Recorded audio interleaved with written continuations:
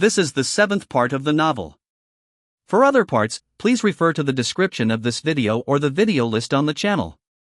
After leaving the domicile of Lin Guobang, Wei Yon and Li Guobing were directed by Lin Dong to chauffeur them to their aunt's house and assist with the relocation.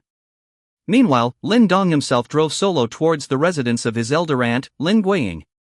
His objective was to orchestrate the relocation of his elder aunt's family to Jiangcheng, where accommodations were already prepared. A casual position at the Golden Leaf Hotel awaited them, offering financial sustenance and comfort. Lin Guobang's affairs had been entirely delegated to legal representation. Lin Dong had no need to concern himself further. Financial constraints were not a genuine worry. Lin Guiying, aside from Lin Dong's aunt Lu Yanmei, represented another beacon in Lin Dong's life, treating him with great kindness. Since middle school, Lin Guobang had ceased financial support for Lin Dong. Living expenses and book fees were shouldered by Lin Dong and his aunt. During his senior year, due to academic demands, Lin Dong had to reside with his aunt Lin Guiying for a year to facilitate his exam preparation.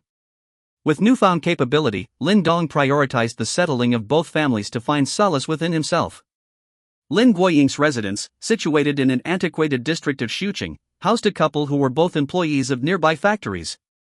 They had a lone daughter, 4 years Lin Dong's senior, and his cousin, named Zhu Zhu. Directing his vehicle into the familiar neighborhood, Lin Dong noted the absence of gatekeepers. Parking the car beneath his aunt's building, Lin Dong ascended the stairs. Walking through the corridors he once inhabited, Lin Dong felt a sense of nostalgia. Since commencing university, visits had become infrequent, not due to ingratitude, but rather due to seasonal employment during vacations. The circumstances at his elder aunt's home slightly differed from those at his younger aunt's. Complications during the birth of his cousin Zhu Zhu had resulted in her inability to conceive again. This issue strained the couple's relationship, leading to discussions of divorce, which eventually resolved. The absence of a son and their familial ties led Lin Dong's elder aunt and uncle to strive for custody upon Lin Dong's parents' departure. However, Lin Dong's choice against them led to an enduring disfavor from his uncle. Upon reaching the 4th floor, Lin Dong knocked on the door of his elder aunt's home. Knock, knock. Soon, the aged security door swung open, revealing the familiar countenance of Lin Guiying. Dong. Aren't you studying at Jiangcheng University? Why are you back? Come in. Lin Guiying inquired, her tone tinged with delight. Genuinely regarding Lin Dong as her own son due to her lack of offspring, Lin Guiying's words resonated with warmth. Auntie. Isn't today the weekend? I came back to see you. Lin Dong replied. Come in. Come in. Don't stand outside. Lin Guiying grasped Lin Dong's hand, ushering him inside. Inside, Lin Dong noticed 7 or 8 individuals seated in the living room. Apart from his elder aunt and cousin Zhu Zhu, his uncle Lin Guowei was present, along with several unfamiliar faces. Uncle, 4th uncle, sister. Lin Dong approached, exchanging greetings with each. The 3 reciprocated Lin Dong's gestures. While relations with 4th uncle Lin Guowei were lukewarm, there existed no animosity. Relations between his elder aunt's family and 4th uncles were amicable, unlike with 2nd uncle Lin Guobang, with whom interactions ceased due to Lin Dong's circumstances. Xiao Dong. Let me introduce you. This is your sister's boyfriend, Chen Hui, his parents, and his aunt. This is his cousin. His elder aunt approached, gesturing towards the unfamiliar individuals, introducing them to Lin Dong. Hello, brother-in-law. Uncle, aunt, cousin. Lin Dong greeted them, though they paid him no heed. Lin Dong sensed the somber atmosphere and observed his cousin Zhu Zhu's reddened eyes, indicating recent tears. His uncle Lin Guowei sat, visibly perturbed. Relatives, how about our proposal earlier? Chen Hui's mother interjected. Not good. Lin Guowei retorted tersely. What do you want then? Do you truly expect my son to live in such dilapidated quarters? Look at how many years you've lived here. There isn't even a decent school nearby. How will their children receive education? If it weren't for their genuine affection, I'd have separated them long ago. Chen Hui's mother continued. Mom! What are you saying? Chen Hui exclaimed. Xiao Hui, don't speak. Do you really wish to spend your life in such a place? We only have you as our son. Living with them is out of the question. Chen Hui's mother asserted firmly. Chen Hui fell silent. Indeed, he harbored no desire to reside there permanently. Lin Guowei was seething but struggled to find a retort, aware of their inferior circumstances. Indeed, their situation was significantly less favorable than Chen Hui's family. Though the idea of Chen Hui marrying into their family was a daunting prospect, given their limited means, what else could they do? Who wouldn't desire the company of grandchildren in their twilight years? At this juncture, Lin Guoying interjected, "Mother-in-law, we're already considering purchasing a house. We've been house hunting recently, so you needn't worry about the children's education." Purchasing a house? Don't assume I'm unaware of your situation. Both of you are ordinary workers. What kind of house can you afford? Do you realize how expensive property is now? Don't tell me it's another second-hand house. Using a second-hand house for marriage is unacceptable. Lin Guoying fell silent as well. Indeed, they could only afford a second-hand house in a school district, and even then, an antiquated one. Xu Shu began to sob softly once more. Her parents wished for Chen Hui to reside with them post-marriage, while his parents vehemently opposed. The dilemma lay in their inferior conditions and her desire for a good education for her future children, all while not wanting to disappoint her parents. Furthermore, she was already pregnant, necessitating swift marriage plans.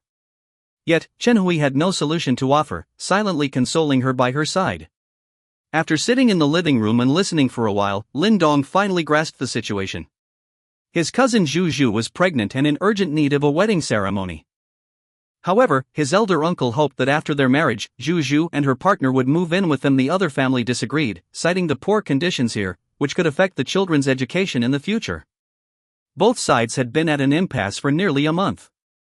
With Zhu Zhu's pregnancy progressing, the wedding could no longer be delayed. But there seemed to be no solution that would satisfy both families. Lin Dong suddenly felt as though fate had favored him. He had been pondering how to persuade his elder aunt's family to move to Jiangcheng. After all, they had lived here for decades. If it weren't for Wang Chao's presence in his younger aunt's family, they probably wouldn't have agreed either. Wasn't this the perfect opportunity? They said second-hand houses weren't suitable for weddings? Well, what about the Jiangnan International Mansions, worth billions? Wasn't that suitable? They were concerned about the educational environment for the children? Ridiculous. The best schools in the entire Jiangnan province were located near the Jiangnan International Mansions. From kindergarten to university, they had it all. Now, let's see what else they had to say. Lin Dong's mood suddenly brightened. During lunchtime, he practically feasted alone. Feeling good and having not tasted his elder aunt's cooking in a long time, coupled with his improved physical condition, Lin Dong's appetite had increased. His appearance left Chen Hui's family shaking their heads. Was this kid starving and here to freeload? Except for Lin Dong, no one else ate much. After all, the matter was still unresolved. Who could have an appetite? Especially for his elder aunt's family, none of them had much of an appetite. His cousin Zhu Zhu didn't eat anything at all. After lunch and tidying up, everyone gathered again to discuss. However, despite the discussions, they couldn't come up with a good solution. Seeing the timing was right, Lin Dong stood up and said, "I have a solution that will satisfy both families."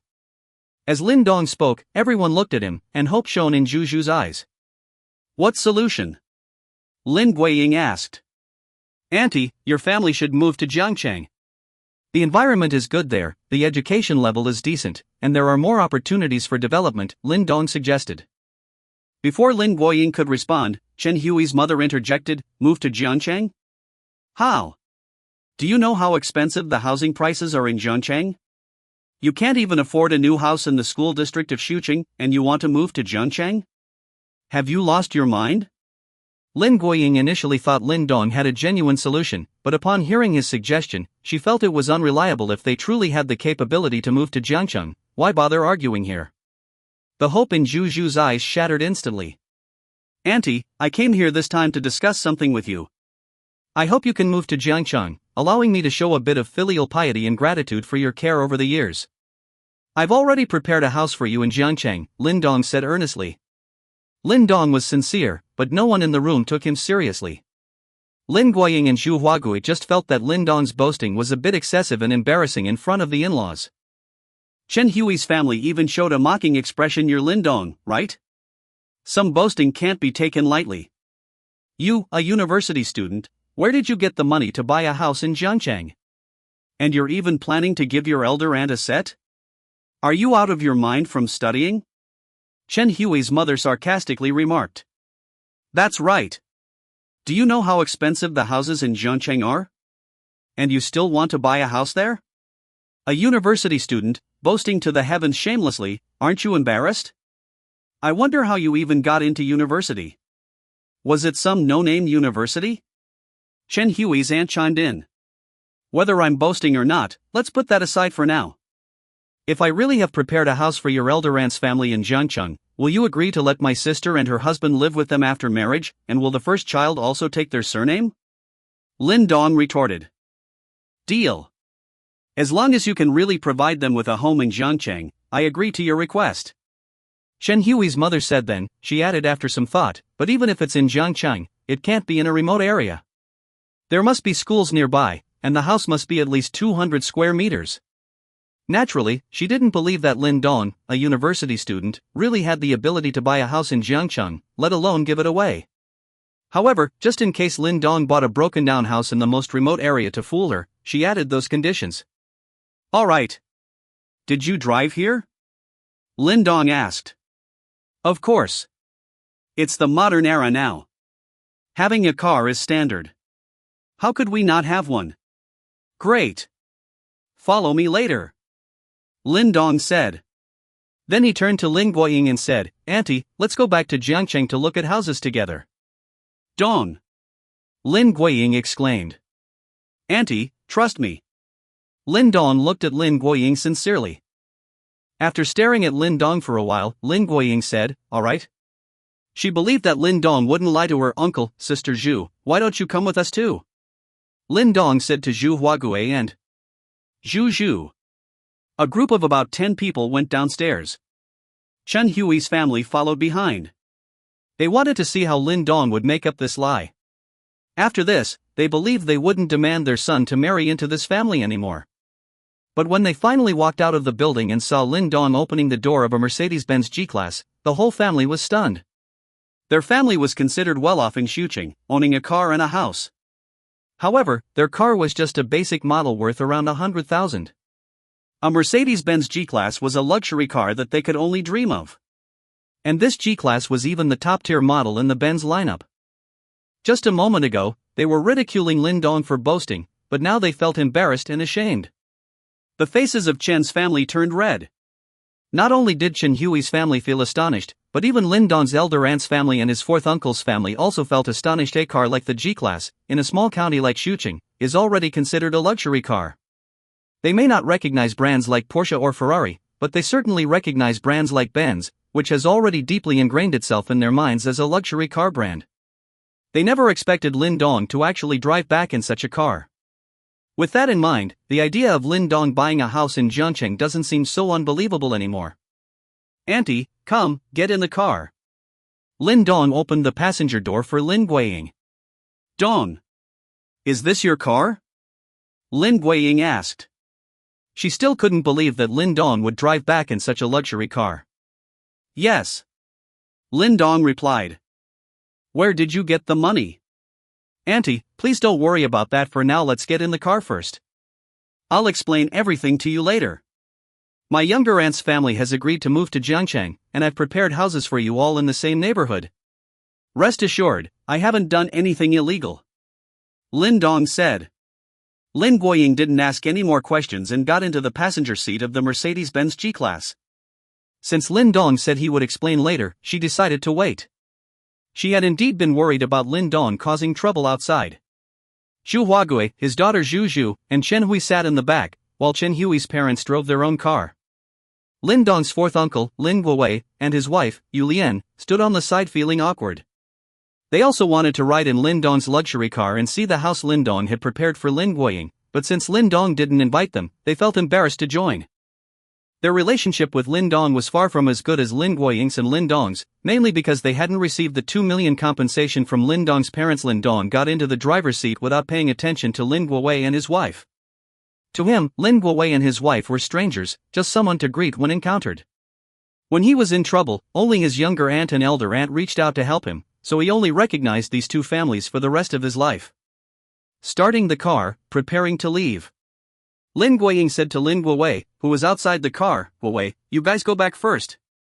Before Lin Guowei could reply, Lin Dong stepped on the accelerator and left. Leaving the couple standing awkwardly in place, they should have had the right to sit in the car.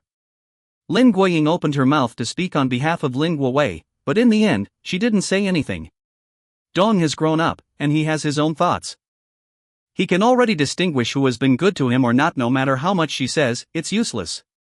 Lin Dong called his younger aunt on the way, saying that he and his elder aunt's family would leave first. Driving in front, Chen Hui's parents followed behind, and the two cars headed to Jiangqing together. They set off from Shuqing in the early afternoon, and by the time they arrived in Jiangqing, it was already past 7 o'clock. Lin Dong directly took them to the Golden Leaf Hotel, where a grand feast had been prepared for them in advance. After entering the hotel, the sight of the magnificent decoration left everyone in awe. They were all people who came from a small county. When had they ever seen such an 8-star hotel?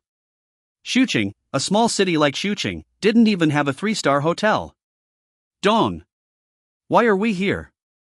Lin Guiying asked. The others also looked at Lin Dong. Weren't they here to look at houses in Zhongcheng? Why did they end up at a luxury hotel? "Auntie, after sitting in the car for several hours, everyone must be tired and hungry. Let's have dinner first. After dinner, we'll go look at houses," Lin Dong said. "Having dinner here must be very expensive, right? Why don't we go somewhere else?" Lin Guiying suggested. "Auntie, don't worry.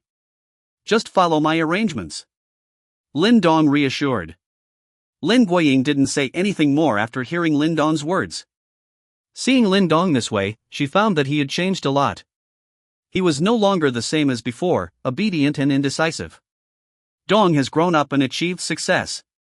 She felt very gratified. Not long after Lin Dong and his group entered the lobby of the Golden Leaf Hotel, the newly appointed beautiful lobby manager hurriedly came down from upstairs to greet them. She had just sent a group of distinguished guests upstairs when she received the news that Mr. Lin had arrived, so she hurried downstairs. "Mr. Lin, welcome to the Golden Leaf Hotel. Your reserved dinner is ready. Please follow me," the beautiful manager said to Lin Dong. Originally, she was about to call him Director Lin, but she was stopped by Lin Dong's gaze and changed it to Mr. Lin. Lin Dong and his group followed the manager to their exclusive private room. The manager opened the door to the private room for them, and Lin Dong led the way in, followed by the others. As soon as they entered the private room, Lin Guiying's family and Chen Hui's family were stunned by the scene before them. A large table of top-notch delicacies lay before them, surrounded by swirling smoke, like a dream. Giant lobsters and king crabs were the most eye-catching, along with various other unknown but delicious-looking foods, much more upscale than what they saw on TV. Both families, who were already quite hungry, couldn't help but secretly swallow a few mouthfuls of saliva. Lin Dong pulled out a chair for Lin Guiying to sit first, then invited the others to sit down and eat. Although everyone sat down, they were a bit reserved and didn't dare to eat. It wasn't until Lin Dong picked up some food for Lin Guiying and started eating himself that they slowly began to eat. Chen Hui, his cousin, and Zhu Zhu, all three young people, didn't rush to eat. Instead, they took out their phones to take photos for their social media. Naturally, they wouldn't miss such a good opportunity to show off. Soon, the photos they posted caused a stir in their respective social circles, with various comments of envy and jealousy. Such delicious food, apart from those with anorexia, probably no one could resist it, satisfying the vanity of these young people immensely. In addition to several pictures, Zhu Zhu's social media post also included a caption, "Thanks to my cousin for the warm hospitality." The family of Chen didn't wait long at the doorstep before Lin Dong emerged to welcome them. Little did Lin Dong expect them to be intercepted outside, having entered and exited numerous times without hindrance. After joining with the Lin Guiying family, Lin Dong escorted them to Building 3. Cui Jia, already waiting at the front of Building 3 with the keys, was informed in advance by Lin Dong. "Mr. Lin, please," Cui Jia courteously addressed Lin Dong. Lin Dong, her major patron having purchased 3 properties from her, making her earn 6 million, indeed commanded her respect. Under Cui Jia's guidance, the group arrived at the lavish penthouse that Lin Dong had already placed a deposit on, worth hundreds of millions. Upon entering the room, both families were astonished. Such luxury justified its starting price of 50 million. The interior decorations, furniture, and scenery were all magnificent. Although they didn't fully understand these decorations, it didn't hinder their appreciation of beauty. It was said that this house was worth 1 billion. Lin Guoying initially refused it, but Lin Dong insisted since the deposit had been paid and couldn't be refunded. Despite Lin Guoying already owning a unit in Building 1, he remained skeptical. Finally, Lin Dong brought them to the house in Building 1 and, after some persuasion, Lin Guoying accepted. Following this, Lin Dong led them to the sales department, paid the remaining amount, and used Lin Guoying's ID to process the property certificate. This house now belonged to the Lin Guoying family. Lin Dong then took them to the Golden Leaf Hotel, where Lin Guoying's family of 3, along with Qin Hui, were assigned relatively leisurely positions. When both families learned that the only 8-star hotel in Jiangnan province belonged to Lin Dong, they were already numb. Lin Dong had shocked them too many times these past 2 days, first with $1 million luxury cars, then with $100 million mansions, and now with a $100 billion 8-star hotel. Lin Dong repeatedly elevated their horizons. After Lin Dong arranged everything for the eldest aunt's family, he felt relieved. When Aunt Lu Yanmei and her family returned, Lin Dong arranged for them as well. Even if it meant stabilizing them in Jiangcheng, it would finally resolve one of his concerns. Next, he had to start preparing his own power. Despite having endless wealth, he couldn't blindly expand but needed to plan systematically. It was best to keep a low profile until he had enough power to ignore any force. Lin Dong still adhered to the old generation's philosophy: wealth should not be flaunted. In the afternoon, Lin Dong went to Jiangcheng First Hospital. Xiao Pujuan was almost ready to be discharged, and Lin Dong wanted to inquire about the preparation of the security department and how many people had been recruited. Jiangcheng First Hospital, Xiao Pujuan's ward. When Lin Dong arrived, Xiao Pujuan, Li Guobing, and Wei Yong were all there. They seemed to be discussing something related to the security department newly established by Lin Dong. "Lin, you're here." Xiao Pujuan looked up and saw Lin Dong walking in. Li Guobing and Wei Yong also turned to Lin Dong. "Lin! Lin!" Both of them called out at the same time. "Pujuan! How's your injury? When can you be discharged?" Lin Dong asked as he approached. "The doctor said I can be discharged in 2 or 3 days. If you have anything, just let me know." "I can be discharged now, I'm completely fine," Xiao Pujuan replied. "No need. Let's listen to the doctor. It's just 2 or 3 days, it won't make much difference. How's the security department you're setting up? How many people can you recruit?" "At present, there are probably more than 10 confirmed recruits, and some are still hesitating. They probably don't believe in such good treatment. If this first group comes and spreads the word, I'm sure more will join." "Alright. Bring those more than 10 people first, but make sure to screen for good character. I don't want any unforgivable individuals in my security department in the future. Rest assured, Lin, the people I've found are reliable. Although we are mercenaries, we prioritize protecting our employers' safety. We're not the kind of assassins. Ultimately, we're still enemies with them because the targets they assassinate are often the employers we need to protect." "That's good. You must maintain good character in this regard. In this country, if we recruit some internationally wanted criminals later, it will be hard for us to explain after they come. They're all under your jurisdiction, and you'll be the head of the security department." "I got it. Thank you, Lin. I've set the initial treatment for you. As a department head, you'll have an annual salary of 10 million yuan, with additional bonuses for good performance. For other personnel, the annual salary starts at 1 million yuan, with raises based on performance." "How does that sound?" Lin Dong inquired. With Lin Dong's words, Xiao Pujuan and the others were stunned, hardly daring to believe it. "Starting at 1 million yuan a year?" Xiao Pujuan, as the department head, would be at the 10 million level. Initially, the 12 of them working together abroad for many years had only earned about 12 million yuan, often risking their lives to earn it. Now Xiao Pujuan could earn so much in just 1 year? Moreover, the environment in the country was much better than abroad. Sometimes going without sleep for 2 or 3 days during missions was common, almost licking blood off the knife's edge, never knowing when they would bid farewell to this world. But domestically, it was like heaven. "Lin, isn't this too much?" Xiao Pujuan asked. For them, this treatment was indeed a bit too good. "This isn't too much. As long as you follow me well. It will increase in the future. Then I'll thank Lin on behalf of my brothers first. Xiao Pujuan expressed his gratitude. Then Lin Dong turned to Wei Yong and Li Guobing and said, "You two, I have a task for you." "Please say, Lin." Wei Yong and Li Guobing said simultaneously. "You two, give me your account numbers later. I'll give each of you 5 million yuan, counted as this year's salary. You can go home first to settle your families, then go to Magic Capital to protect Zhao Xian, the general manager of Donglai International. She's about to take significant action, and I'm afraid someone will target her." "Yes, Lin. But 5 million is too much, just give us a base salary of 1 million. Just accept it for now. When the security department grows larger in the future, you two will also be considered veterans, and your treatment will naturally improve." "Thank you, Lin." The two no longer declined. After transferring the money to Wei Yong and Li Guobing, Lin Dong left. Before leaving, he asked Xiao Pujuan to quickly bring the recruits. With Donglai International's increasing investments, there would inevitably be some potential crises, so the security department had to be established as soon as possible. After Lin Dong left, Xiao Pujuan and the others exchanged glances, feeling each other's sighs. If they hadn't accepted the last mission and had returned to the country together, how good would it have been to meet Lin Dong now? Then they could fight together and enjoy life together. Lin Guoying, on one side, accompanied both families seated within the opulent mansion gifted by Lin Dong.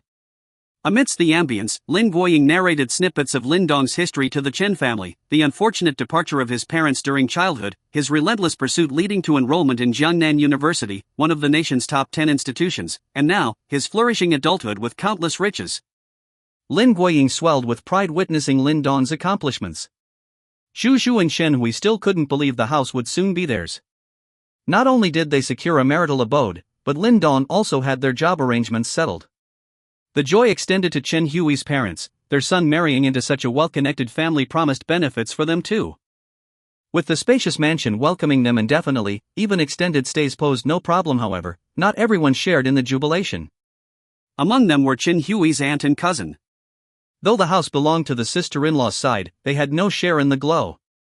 Ignorance might have sufficed in the past, but now, yearning to revel in such luxury daily gnawed at them. From Lin Guoying's tales of Lin Dong's endeavors, she learned of his early orphaning and Lin Guoying's consistent financial support for his education. Lin Dong's recent conduct indeed reflected profound respect towards Lin Guoying, planting an idea in her mind. Her own daughter was attending university, similar in age to Lin Dong. While her academic standing might not match, her looks certainly did. At least, that's what she believed. Could she possibly, through Lin Guoying, orchestrate an acquaintance between her daughter and Lin Dong? If successful, she would become Lin Dong's mother-in-law, basking in unparalleled glory in Xuqing, with luxurious cars, mansions, and fine cuisine at her fingertips. Such splendor. Contemplating this, her heart raced, and she discreetly messaged her daughter, inquiring about Lin Dong, engaging her interest in getting acquainted. Seeing her daughter's bashful demeanor, she knew refusal wasn't an option. Of course, with someone as remarkable as Lin Dong, who wouldn't be enamored? She then messaged Chen Hui's mother, her own sister, expressing her desire to probe Lin Guoying's sentiments. If successful, their family would reap countless benefits. Today, Lin Dong merely accommodated Lin Guoying's family in the hotel. Apart from Chen Hui, others from the Chen family were excluded. But if this plan succeeded, and Lin Dong continued his university studies, their presence in the hotel might grant them control over the entire Golden Leaf Hotel, a billion-dollar establishment. Even a slight trickle of benefits from there could sustain them for a lifetime. She cautioned Chen's mother that despite their current gains, if Lin Dong were to marry someone formidable in the future, their days would be bleak. They might even face expulsion from the hotel. Only by uniting Lin Dong with her daughter could they maximize the Chen family's interests. Upon receiving her sister's message, Chen's mother pondered, ultimately agreeing with her sister's perspective. Apart from her son Chen Hui, they hadn't gained substantial benefits yet. Only by uniting Lin Dong with her niece could they truly align with Lin Dong. Each of them driving back to Xuqing in luxurious cars would truly be a sight to behold. With this in mind, she turned to Lin Guoying and asked, "Dear relative, how old is Lin Dong now?" 21, soon to be 22. And just a year away from graduating university. "Time flies indeed," replied Lin Guoying. "Does he have a girlfriend?" Chen's mother inquired further. "I'm not sure about that. Since he started university, he's been busy with part-time jobs during breaks, seldom returning home. He hasn't mentioned anything in that regard when calling us occasionally, answered Lin Guiying. Dear relative, you see, my niece is around the same age as Lin Dong, and she's quite presentable and cultured. We know her inside out. How about we try to match them up? Strengthen the kinship? Chen's mother pointed to her niece. Lin Guiying hesitated, looking at the slightly bashful girl opposite him. For a moment, he wasn't sure how to respond. Dear relative, I think it's best to let the young ones decide for themselves in matters of the heart. We shouldn't interfere. They've already met. If there's mutual interest, our involvement won't be necessary. Lin Guiying hesitated before responding. Dear relative, how's this interfering? We're just giving them a chance. Lin Dong usually listens to you, right? Just mention it to him, let them spend some time together, and see how it goes. If it doesn't work out, we won't force anything. What do you think? Chen's mother persisted. Then I'll talk to Xiaodong about it sometime. But whether it works out or not depends on them. Lin Guiying reluctantly agreed, realizing he couldn't outright refuse, especially since it involved his daughter-in-law's family. All right. As long as you mention it to Lin Dong, we won't say anything if it doesn't work out, Chen's mother said happily. Seeing Lin Guiying's agreement, Chen Hui's aunt beside her also felt elated, subtly signaling to her daughter to seize the opportunity. Meanwhile, Zhu Zhu and Chen Hui roamed around the house, exploring every nook and cranny. Living room, bedroom, kitchen, bathroom, the scenic view outside the window, and the luxurious interior, all documented and shared on social media. Accompanying the images was a caption, "This will be our home from now on. Feels like a dream." Lastly, they included the address of Jiangnan International Mansion. Their friends were astounded by the posts, filled with envy, admiration, and requests to visit. Upon seeing this, the Lin family asked Lin Su to look up the location and prices of Jiangnan International Mansion online. What they found left them speechless. It was the most expensive luxury residence in the entire Jiangnan province, designed by renowned foreign architects, complete with deluxe furnishings, starting at a minimum of 50 million per unit. Upon discovering this, Lin Guowei felt as though his heart had been hammered mercilessly, his face draining of color. He locked himself in his room, not coming out for 3 days, unable to cope with such a stark contrast. Despite being Lin Dong's blood relatives, they were treated disparately after his success. It was all due to a single choice made long ago. Now, consumed with regret, Lin Guowei bitterly lamented his decisions. Upon returning to his residence, Lin Dong felt somewhat fatigued, thus he decided to take a nap. When he awoke, it was already evening, yet there was still no word from Zhao Xian. Pondering briefly, Lin Dong directly dialed Zhao Xian's number. The pace of expenditure on Zhao Xian's end was quite sluggish. It took such a long time just to finalize one investment. Lin Dong felt the need to prompt Zhao Xian's progress. Currently, his divine wealth points stood at a mere 102 points, far from meeting the standard. The call connected swiftly, and Zhao Xian's voice came through with delight. "Hello, Chairman Lin. How are you?" she greeted. "Sister Xian, how have things been lately?" Lin Dong inquired. "Chairman Lin, we are currently in negotiations with 2 companies in need of financing. The team is conducting assessments, and so far, the situation looks promising. After the assessments are complete, I will report back to you," Zhao Xian responded. "What about Wang Chang's side? Have you not contacted him yet?" "Wang Chang has already been contacted. Once the assessments of these 2 companies are finished, we will proceed to him." "Sister Xian, your progress seems rather slow. Since the team has been established nearly to completion, finalize some investments as soon as possible.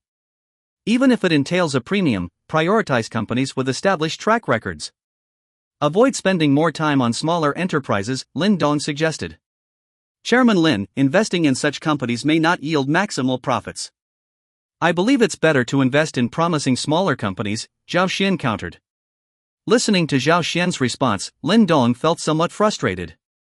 "What I truly desire isn't just profit maximization, it's expenditure maximization. If not for my insufficient influence and fear of drawing unwanted attention by spending too lavishly or acquiring too many companies all at once, I would simply buy. Disregard whether they're Fortune 500 or Fortune 1000, just buy, or directly acquire shares. Power speaks volumes.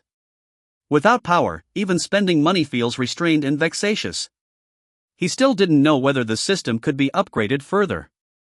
His constitution and mental strength had already reached their limits, unable to improve, but certainly, his power was still insufficient.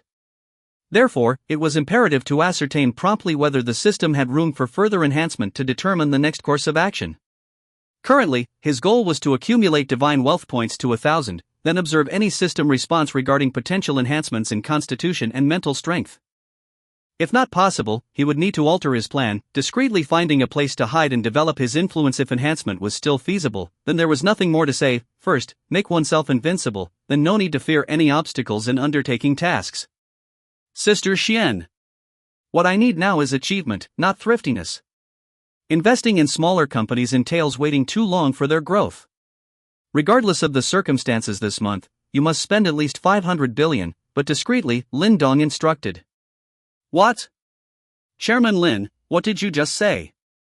I didn't catch it clearly, Zhao Xian hesitated. In truth, she heard him clearly but hesitated due to disbelief, hence the need for confirmation. I said. This month, you must spend at least 500 billion for investments, but if you can manage 1 trillion, even better. However, keep it low-key, understood? On the other end of the line, Zhao Xian was dumbfounded. Lin Dong actually demanded her to spend over 500 billion this month? Is he out of his mind?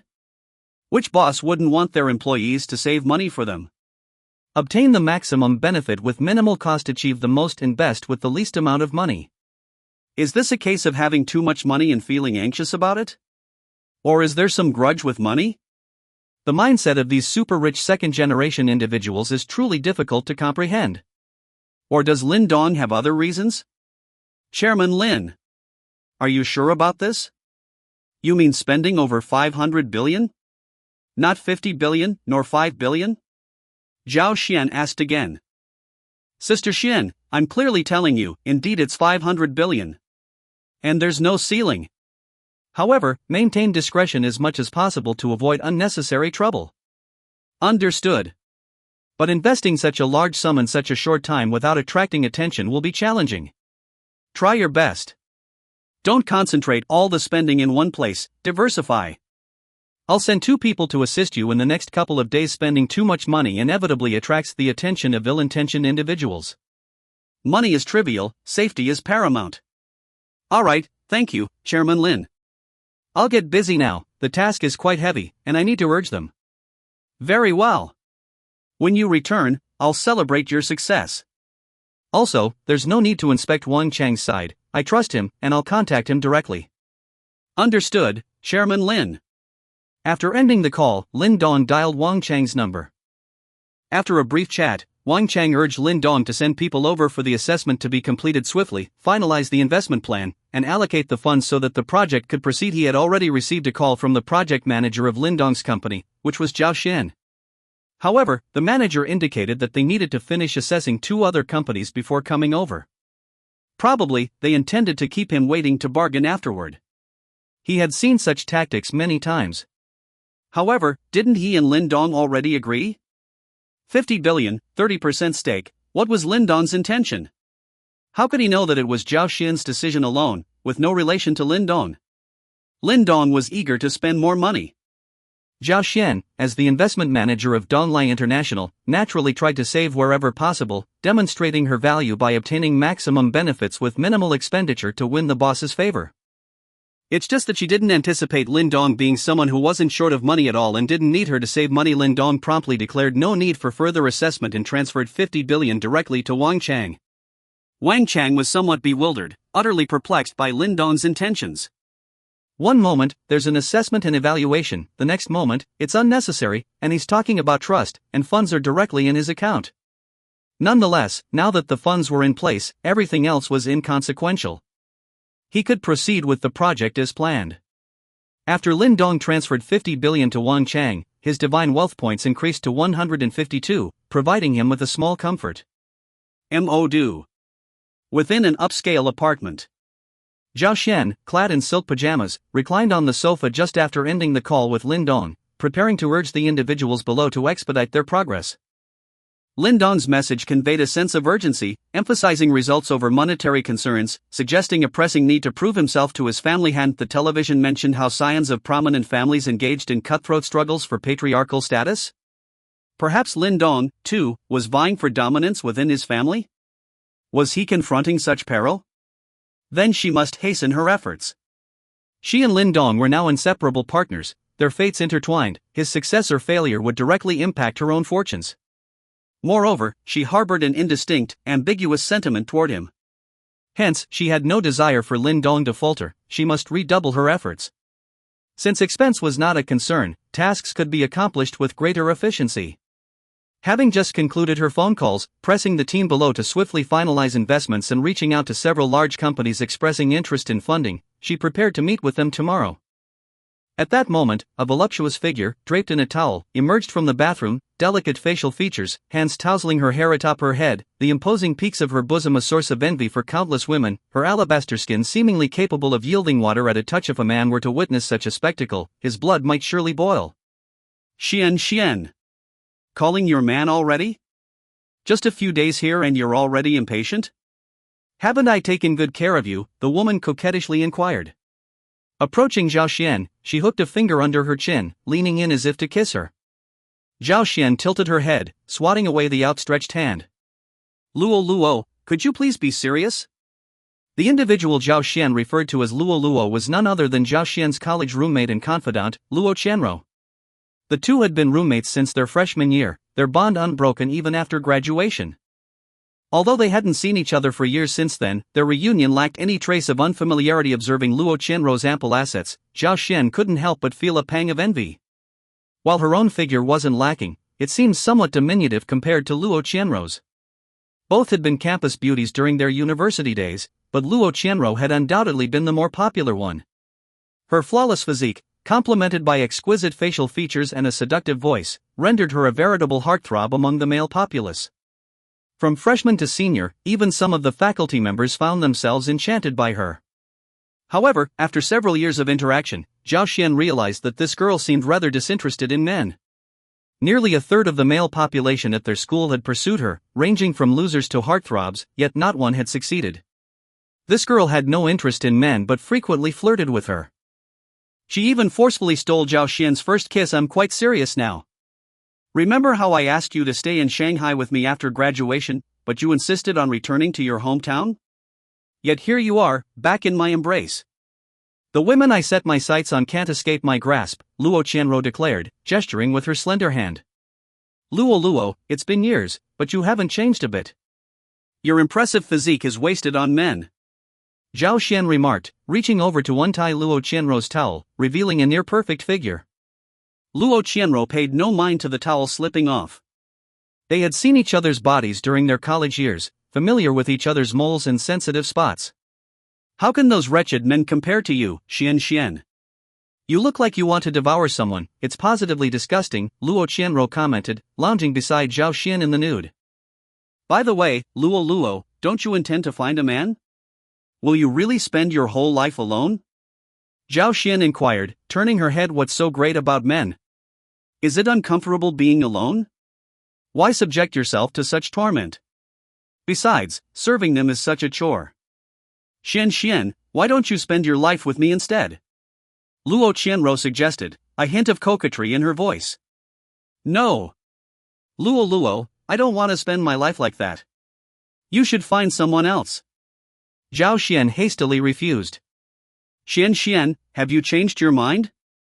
It's only been a few years since we last met. Do you have a man now? You were just on the phone with him. Tell me about him. What does he look like? How tall and heavy is he? And, what's it like? Luo Qianro grinned mischievously, bombarding Zhao Xian with questions.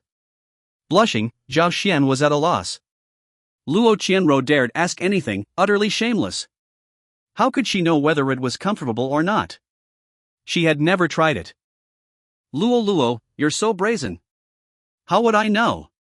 Zhao Xian protested, her face flushed. You don't know? But don't you have a man now? Isn't he satisfying? Why keep such a useless man around? I was thinking, if it feels good, can I borrow your man for a bit? You're shameless. Can you just borrow a boyfriend?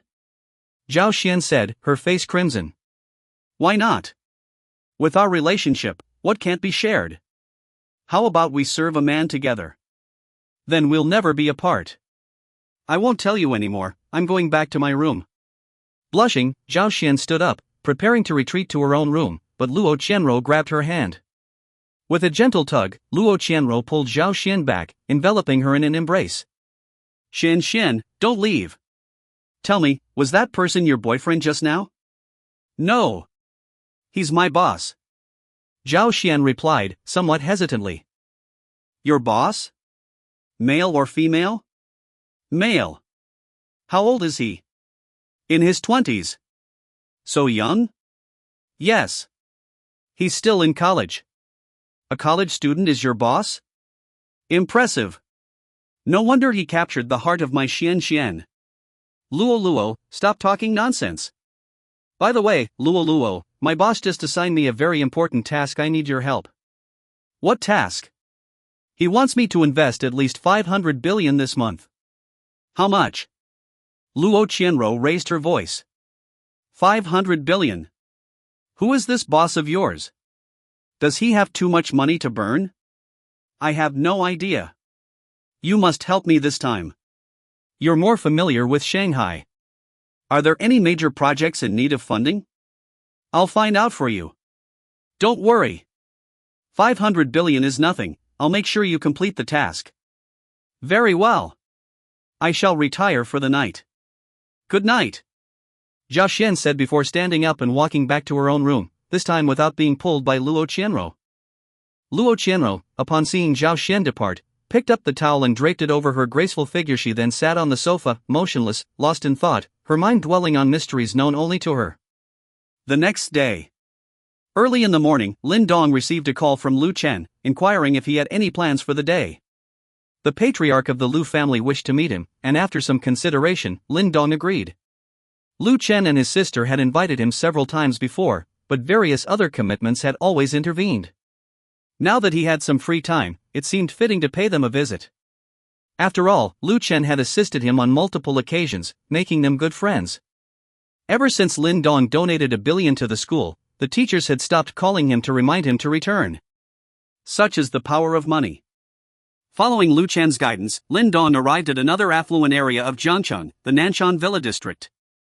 While the price per square meter here might not match that of the Jiangnan International Mansion, the properties were much more spacious. Each villa started at 3,000 square meters, with private gardens and swimming pools. Moreover, the environment was exquisite, with fresh air and tranquility absent in the city center. If the Jiangnan International Mansion represented the highest unit price in Jiangnan province, then the Nanshan Villa district boasted the most expensive single properties. Furthermore, even before its completion, the Nanshan Villa district had already been fully booked, indicating its popularity among the wealthy in Jiangcheng, surpassing even the Jiangnan International Mansion.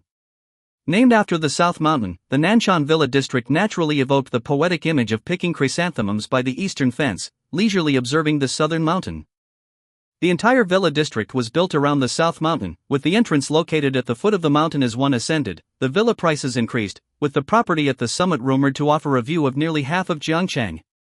Currently owned by the developers of the villa district, the Lu family of Jiangcheng.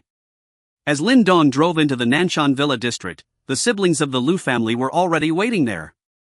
Lin Dong parked his car in front of them and rolled down the window. Lin, you've arrived. Our grandfather has been eager to meet you, Lu Chen said as he approached. Because Lin Dong was driving a Bugatti Chiron, Lu Chen and his sister could tell from afar that Lin Dong had arrived. Lu, I apologize for the delay. I've been quite busy lately, but I finally found some time today, Lin Dong replied. We're just glad you could make it, Lin. Let's go. I'll lead the way.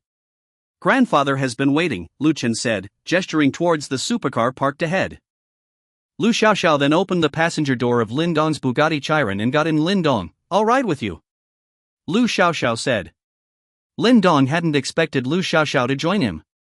Since he noticed the young girl's interest in him, he was unsure how to handle their relationship.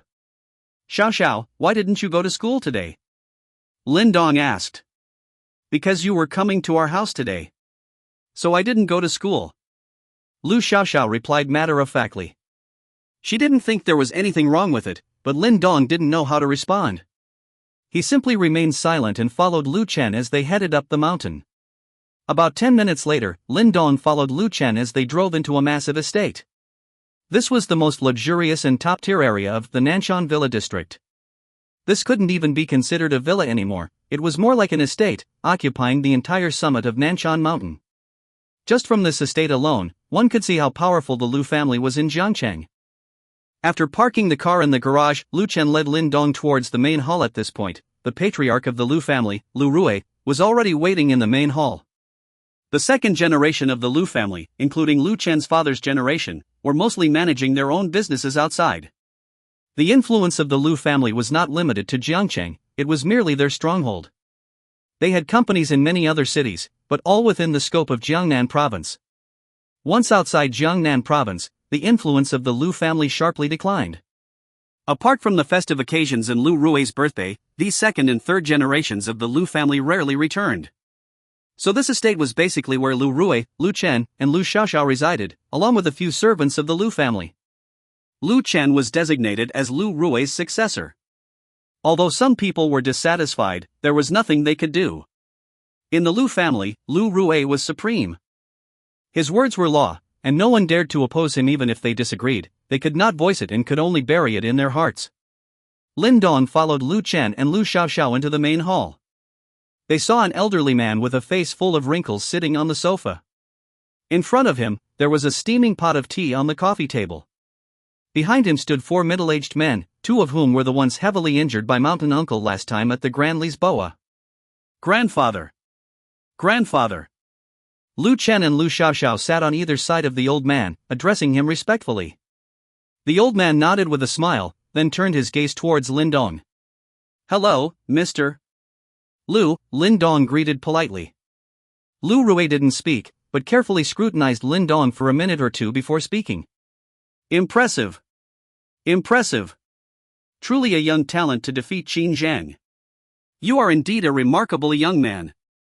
Mr. Lu, you flatter me." "I am humbled," Lin Dong responded modestly. "Lin, you needn't be modest. Qin Zhang is also considered outstanding among the younger generation, and with the backing of the Qin family, driving him out of Jiangcheng isn't something an ordinary person can achieve. Perhaps it was just luck. Luck is also a form of strength. Lin, please have a seat and taste this tea." Lu Rui invited Lin Dong to sit down and then slowly poured him a cup of tea from the purple clay teapot in front of him. Lin Dong took a sip from the teacup, feeling no different than the last time he drank tea with Li Bin, a core member of SCC.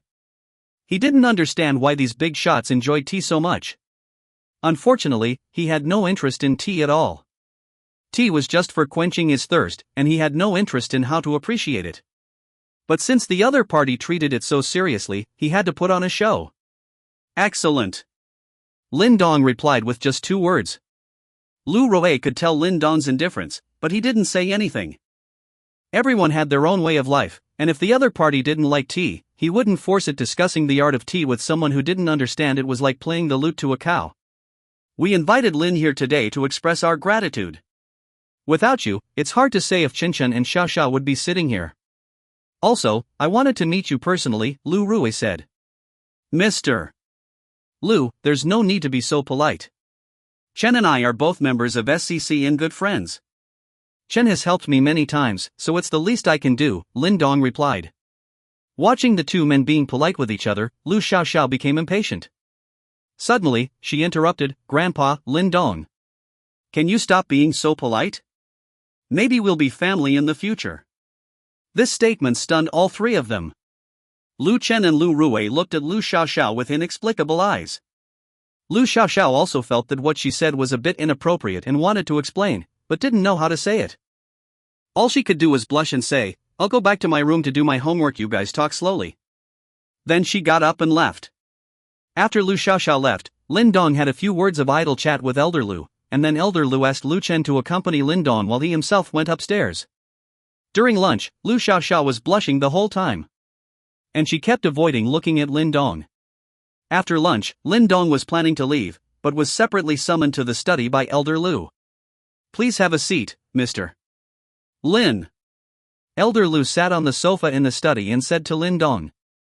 Lin Dong found a seat and remained silent, waiting for the other party to speak. Elder Lu must have called him for another reason. "Mr. Lin, what do you think of the current situation of our Lu family? Elder Lu asked. Prosperous indeed. Lin Dong thought for a moment and replied. He didn't understand why Elder Lu would ask such a question, but as far as he knew, the Lu family was indeed flourishing in Jiangcheng and even the entire Jiangnan province. The prosperity is merely superficial. If I were suddenly absent, and the Lu family has no one capable of bearing such a heavy burden, then the Lu family would become a piece of fat meat, coveted by all. Elder Lu sighed. Lin Dong was taken aback and said, "That's impossible. I believe Lu Chen has the capability. Chen is indeed outstanding among 3 generations of the Lu family, but still not enough to shoulder the entire burden of the Lu family. He needs further tempering." Lin Dong didn't know what to say. He didn't understand why Elder Lu was telling him all this. After all, he wasn't part of the Lu family. Mr. Lin, I hope you can shelter our Lu family until Chen is capable of shouldering the responsibility. Elder Lu suddenly said solemnly. What? Elder Lu, are you overestimating me? The Lu family is currently at its peak. How could I possibly have the ability to shelter the Lu family? Are you joking with me? Lin Dong said. Elder Lu actually wanted him to shelter the Lu family? Wasn't that a joke? Where would he get such ability? If he had the capability to shelter the Lu family, would he still need to act so cautiously? He would have already indulged in extravagance, and his wealth would have soared. Mr. Lin, there's no need to rush to refuse. I won't let you shelter the Lu family for nothing. Next, I will give you a great gift. Elder Lu said calmly. Lin Dong was speechless. Was this about a great gift or not? This was clearly about lack of ability. If he had the ability, he wouldn't mind helping the Lu family in times of trouble. But without that ability, everything was just empty talk, and he even had difficulty ensuring his own safety. Elder Lu, it's not that I'm refusing, I really don't have the ability. If I had the ability, I wouldn't mind helping the Lu family, especially since I'm good friends with Lu Chen. Of course, that's on the condition that the Lu family needs it. Lin Dong said sincerely. Elder Lu ignored Lin Dong's words and continued, Mr. Lin, do you know why the Lu family exists as long as I'm alive, but would perish without me? The current prosperous Lu family is entirely built upon me, an old man with 1 foot already in the grave. Lin Dong really didn't know.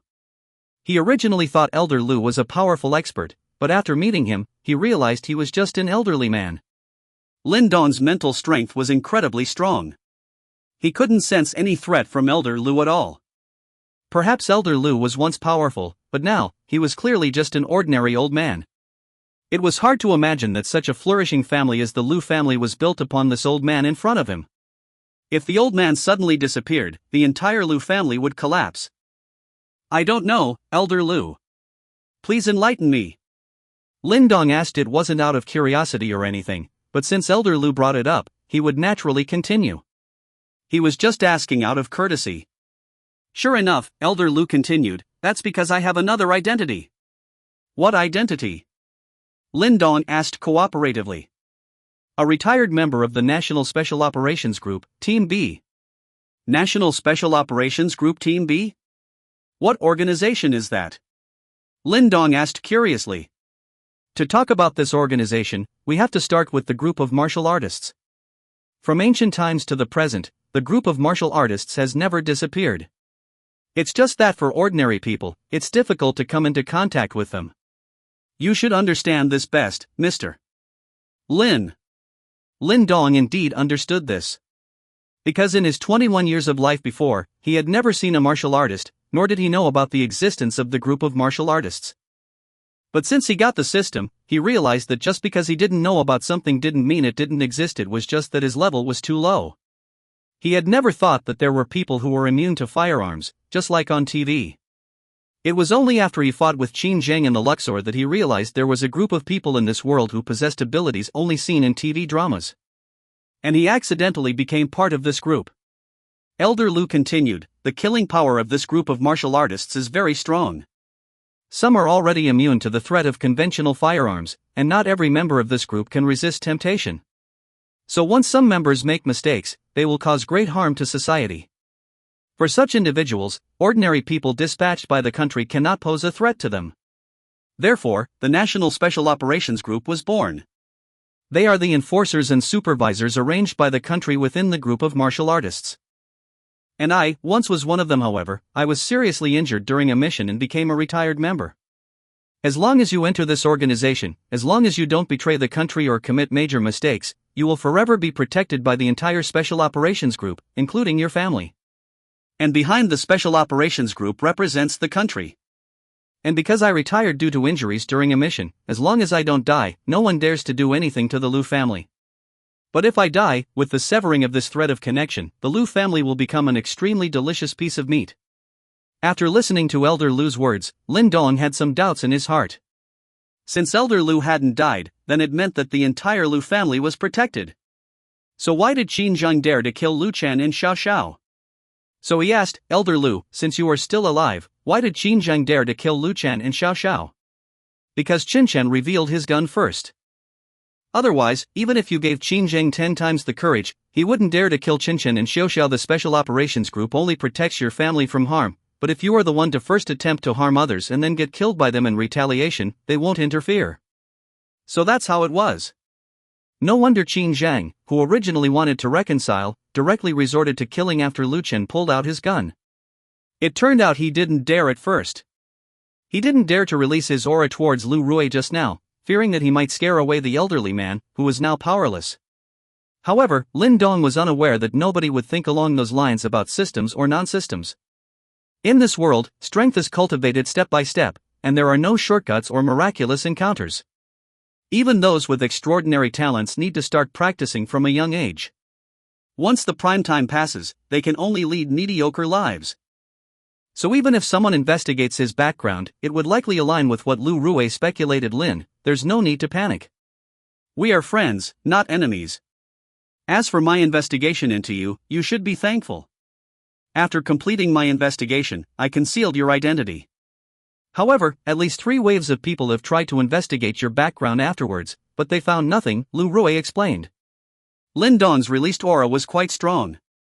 Although the aura wasn't directed towards him, as a former top-ranked expert, even though his current strength was diminished, his perception as a top-ranked expert remained. Lin Dong was formidable, even stronger than he was at his peak. This further strengthened his determination to bind the Liu family and Lin Dong together. Only then could he ensure the continued glory of the Liu family and possibly expand beyond Jiangnan province. Jiangnan province is only of mediocre standard among dozens of provinces and cities nationwide. There's a broader sky outside. Moreover, through his investigation, Lin Dong's character was found to be quite good. At least, he repaid those who helped him in a generous manner. As for himself, his health was declining day by day. Originally, for a top-ranked expert, his age wasn't considered high. If he hadn't suffered serious injuries before, proper maintenance in his later years would have allowed him to live another 20 or 30 years without issue. But now he felt that his time was running out. He must find a partner for the Liu family, and Lin Dong seemed to be the most suitable choice. As Lin Dong had already relaxed somewhat, upon hearing Liu Rui's words, he became nervous again. At least 3 waves of people have investigated him? Who are they? Qin Zheng should be one of them. Who are the others? Lin Dong couldn't think of them. The unknown is the most terrifying. It seems that he has attracted the attention of some forces. Mr. Liu, I apologize for being nervous just now. It's indeed a difficult situation for me, and I do need such an identity, Lin Dong said in line with Liu Rui's words. Since the other party mentioned his master, then he must have a master. It conveniently explained his sudden change of attitude. Lin, don't be so polite. The reason I told you so much is because I want the Liu family to establish a close cooperation with you, Liu Rui replied. Mr. Liu, what does the Special Operations Team mean? Lin Dong asked. The Special Operations Team is divided into 4 groups, A, B, C, D. Group C and D are only responsible for incidents caused by first-class martial artists, while Group B is the watershed, responsible for incidents caused by top-ranked experts, Liu Rui explained. What about Group A? Isn't there still a Group A? Lin Dong asked further. Group A is a group of elusive figures. They only appear when Group B can't handle it, but such situations are rare, so I know very little about them, Liu Rui explained. Lin, recommending you to join the Special Operations Team is just one of the 2 great gifts I'm giving you. And what's the other gift? Lu Rue continued, the Special Operations Unit is an enforcement agency established by the nation to deal with the domestic martial artist community. Since there's an internal focus, naturally, there's an external one too. Externally? Targeting martial artists from other countries? Lin Dong inquired. Exactly. The relations between nations are not as peaceful as they may seem on the surface. However, there's an agreement not to use large-scale weapons of mass destruction to avoid unnecessary casualties, so martial weapons are used to gauge each other's strengths. And the organization that deals with martial artists from foreign countries is called the Falcon. If you could join both organizations simultaneously, your profile would be of the highest level in the country. Apart from a few, no one else would have access to it. As long as you don't betray the country, it's like having two protective talismans. Can one join both organizations at the same time? Lin Dong asked again. Yes, but there are certain conditions, Lu Rue responded. After leaving Grandpa Lu's study, Lin Dong bid farewell to Lu Chen and Lu Xiaoxiao before departing from the Lu family's residence. He needed to digest the information Grandpa Lu had shared with him today. In addition to the Special Operations Unit, there was another organization called the Falcon, which specialized in dealing with foreign martial artists. Grandpa Lu had mentioned two options, either join one of the organizations, become a formal member, but that would require following the organization's schedule without much personal freedom, or become an extracurricular member of both organizations.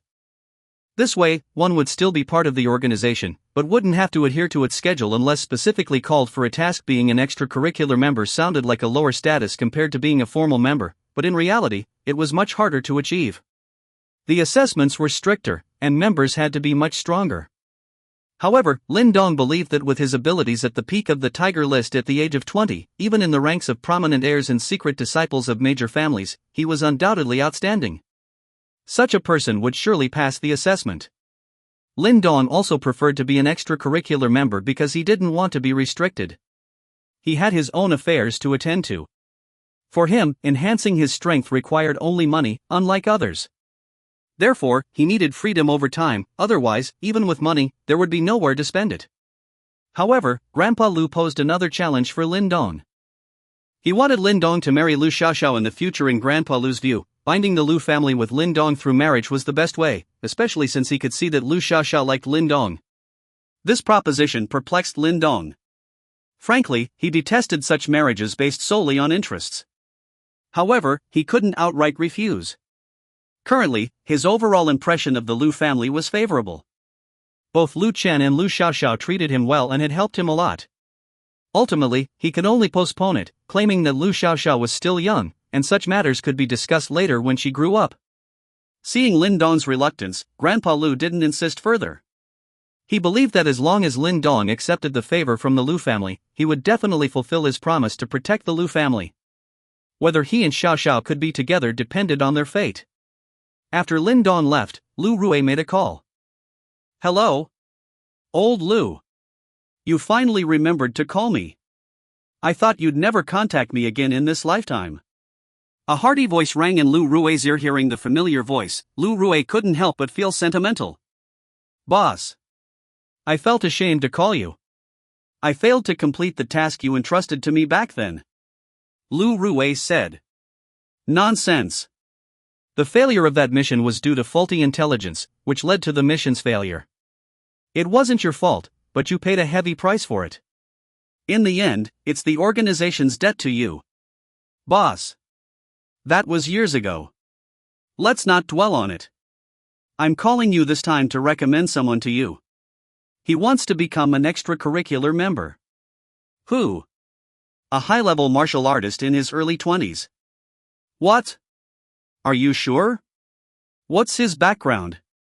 Is he from a prominent family, or a secret disciple? Not from a prominent family. His background is clean, but he must have a master. I haven't found out who that is yet. I'll send you the information later. Okay. Since it's your recommendation, I'll trust you. When are you coming to the capital? It's been years since we last met. If we don't meet soon, we'll be pushing up daisies. Boss. I'll come when I get the chance. All right. I'll be waiting for you. After hanging up, Lu Rue made another call. This time to an old man, not from the Special Operations Unit, but from the Falcon. He obtained a spot for Lin Dong in the Falcon's assessment. Years ago, the two organizations collaborated on a mission, but due to faulty intelligence, they fell into an enemy ambush. Lu Rui was seriously injured while trying to rescue the other party. Now, the other party held considerable influence within the Falcon organization. In order for the Lu family to rely on Lin Dong, Lu Rui had used up the two most important favors. One favor was owed by the Special Operations Unit, and the other by the higher-ups of the Falcon. These two favors were originally prepared for the future generations of the Lu family. As long as the Lu family had someone who could use them, it would ensure the family's prosperity for many years, if not for generations but over the past 30 years, the second generation of the Lu family had been mediocre. It was only recently that Lu Chen emerged, with an outstanding mind but average talent. If Lu Chen wanted to become the pillar of the Lu family, he still needed to hone his skills. However, Lu Rui didn't have time to wait any longer. Recently, his health had been deteriorating, and the old injuries from years ago were resurfacing. Lu Rui felt that this would be his last chance. He had arranged everything he could for the Lu family's future. Whether they could continue their glory or even go further would depend on fate. Lin Dong was the most suitable candidate he had found. So young, yet so powerful, with a mysterious master. Most importantly, he had a good character and knew how to be grateful. That was the most important thing.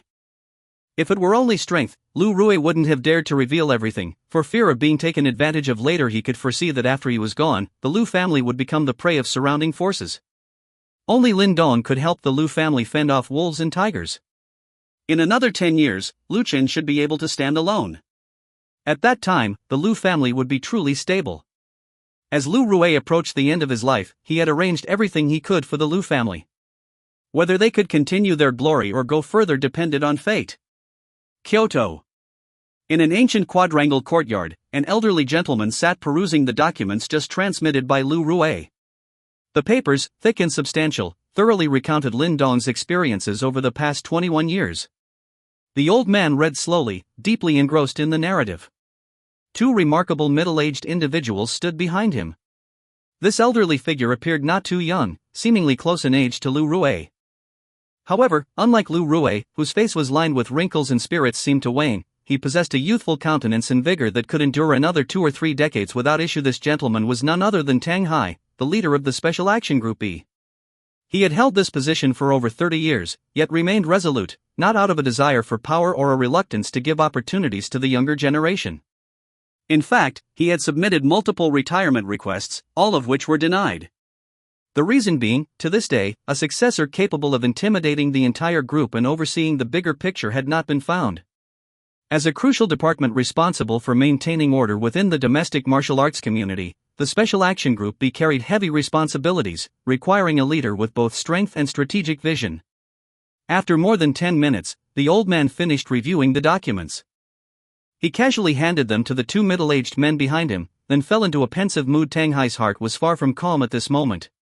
If the information provided by Lu Rui was genuine, then this young man named Lin Dong was undoubtedly a remarkable individual, surpassing the mere definition of genius. Could Lu Rui be deceiving him? Such a scenario was highly unlikely. Thus, it could be inferred that the information regarding Lin Dong was indeed authentic. A 21-year-old university student, who had led an unremarkable life for the preceding 21 years, even bordering on tragic. Suddenly, he exhibited the prowess of a peak-ranked expert and possessed a vast fortune of unknown origin. In theory, this was implausible. While one could become wealthy overnight, it was inconceivable to instantaneously ascend to the ranks of top martial artists. Hence, as Lu Rui had concluded, it was highly probable that this young man had been secretly instructed by a mentor since childhood. Moreover, despite enduring 21 years of humiliation, there had been no hint of his abilities, likely due to the discretion of his mentor, as confirmed during Lu Rui's encounter with him. Most commendable was Lin Dong's character. Despite his tragic childhood, he remained uncorrupted and harbored no desire for revenge against society. His moral compass remained upright. Those who wronged him would face retaliation, yet he remained bound by principles of gratitude towards his benefactors. Thus, it seemed unlikely that his mentor was an irredeemable character. Perhaps there were reasons compelling them to remain concealed. For a talent possessing exceptional strength, a clean background, and righteous principles, the nation naturally extended a warm welcome. Lin Dong's ability to achieve peak status on the Tiger ranking at the age of 21 suggested that his inclusion in Group B seemed somewhat inadequate. His presence in Group B would only breed complacency, as even within the group, he would undoubtedly stand out among his peers, causing him to gradually lose the drive to progress at the age of 21, when youthful vigor was at its peak. Only by placing him in Group A and exposing him to individuals stronger than himself could his competitive spirit be ignited, fostering continuous improvement. He was a promising individual who must be nurtured diligently, potentially becoming a future asset to the nation. There was a reason Tang Hai had remained in his position as the leader of Group B for over 30 years. Upon discovering Lin Dong's potential, his immediate concern was not to rush to include him in Group B, but rather to prioritize Lin Dong's growth and the interests of the nation. His strong sense of strategic foresight was admirable. The two middle-aged men standing behind Tang Hai also finished reviewing the documents. "Leader, if the information is genuine, we should promptly include Lin Dong in the group." "Indeed. We cannot afford to miss out on such exceptional talent." Tang Hai reclined in his chair, his eyes closed. "Include him in the group? Then how would you two divide him? This kind of elite talent must join my first squad. I'm certain I can groom him." "What do you mean by elite talent must join your first squad?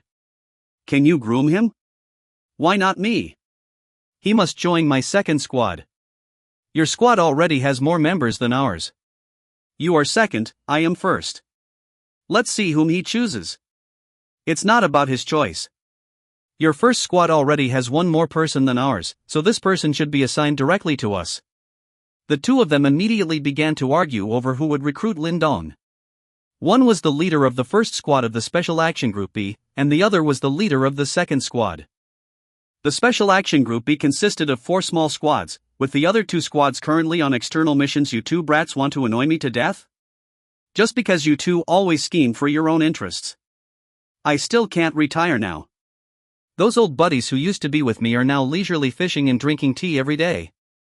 I have to listen to your nagging every day. Leader, you're still young. You can work for decades more without any issues. Yes, yes, yes. We don't have the ability to take over your position. So tell me. Lin Dong is already at the peak of the Tiger ranking. What progress can he make under your leadership?" Although Lin Dong is at the peak of the Tiger ranking, he is only 21 years old and still a university student. He must lack practical experience. We can teach him practical experience. What do you think, Lao Yu? Yes. We can teach him practical experience. Lao Yu agreed. They both unanimously decided to recruit Lin Dong first and then discuss the allocation later because they sensed from the leader's tone that recruiting Lin Dong into the group might not be feasible. "Get out. You two brats never improve? I've told you before, always prioritize the bigger picture." "What is the bigger picture?" "For our Special Action Group, it's the stability of the nation. I've made up my mind, Lin Dong will be recommended to join Group A as a reserve member." Indeed, that was the case. The two of them sighed in unison. Having reviewed the documents, they knew that retaining Lin Dong would be difficult. At the age of 21, at the pinnacle of the Tiger ranking, they were certainly unable to retain him.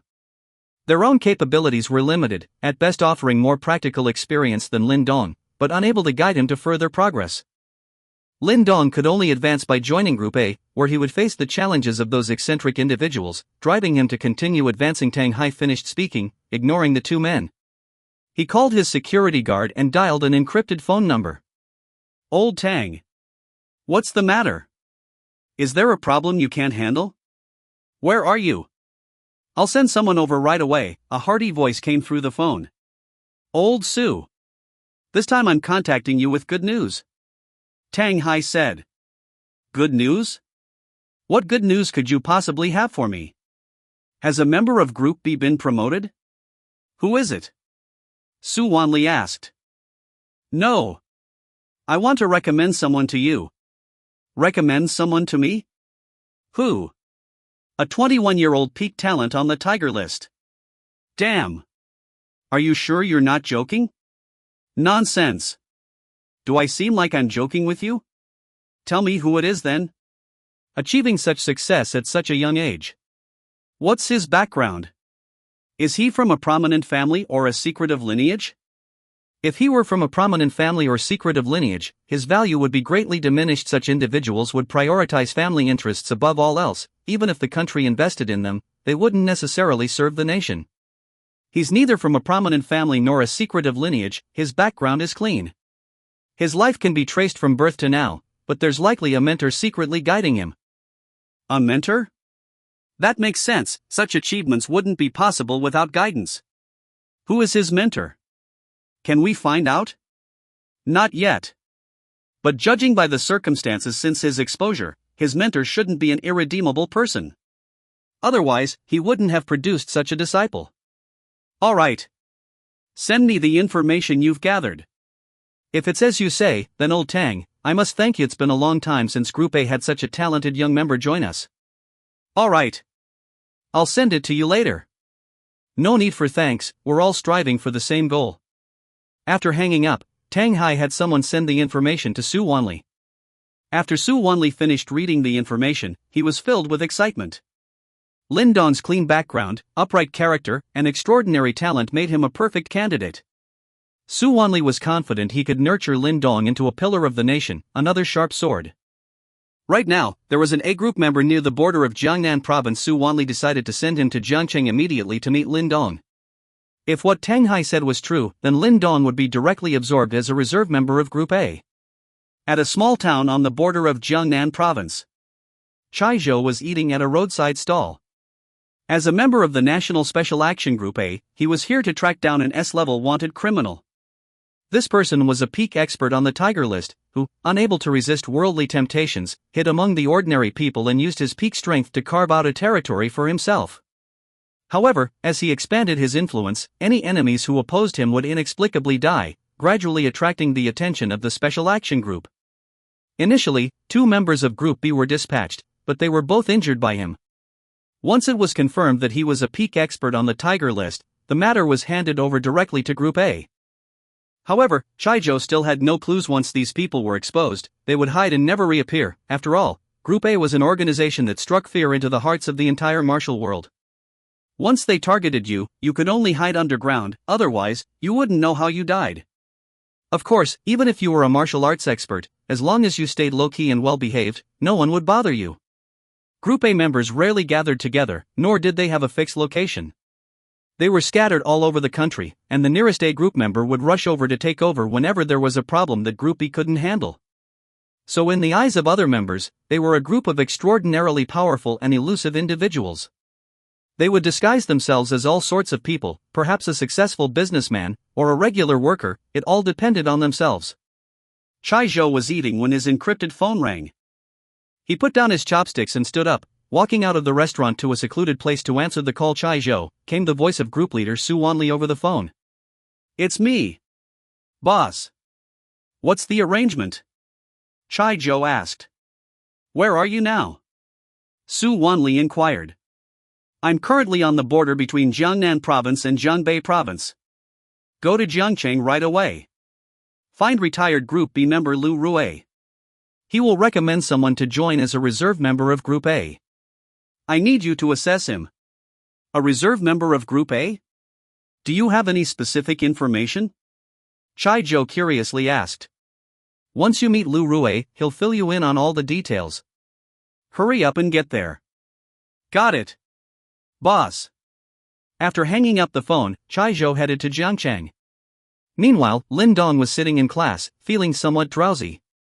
He hadn't been to school for several days, although he could take leave at any time with the principal's approval. He was still a student and should come to school regularly. However, today's experience at school made him rethink his regular visits. His classmates were all curious about him. Now Lin Dong was truly a celebrity in school. Huang Junlang apologized on his knees, and the school's #1 heartthrob, Zhou Huili, called him young Master Lin. All of this had spread throughout the entire school. Now there were rumors that he was the heir of a super big family, who deliberately kept a low profile in the past to experience life and search for love. After being abandoned by Zhang Shan, a woman with poor judgment, he fully exposed his identity. This shocked everyone, dropping their jaws. Now even the school didn't dare to manage him. He came and went as he pleased, treating the school like his own home. The male students looked at him with envy, jealousy, and hatred. They wished they could be like Lin Dong, the heir of a big family, but reality slapped them hard. The female students looked at Lin Dong with starry eyes. He was so handsome, so free-spirited, so wealthy, so enchanting.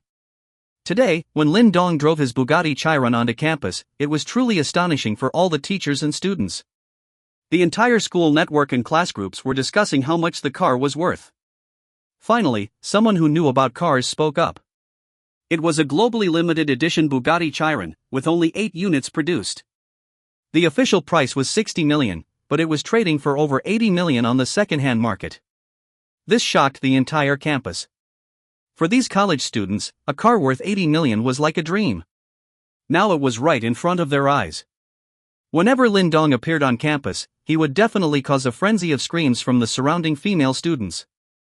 Even now, sitting in the classroom, not only were the female students in the class staring at him, but even the girls. Outside the classroom windows were eager to catch a glimpse of Lin Dong's charm. In less than a day, the school had even organized a fan club for Lin Dong.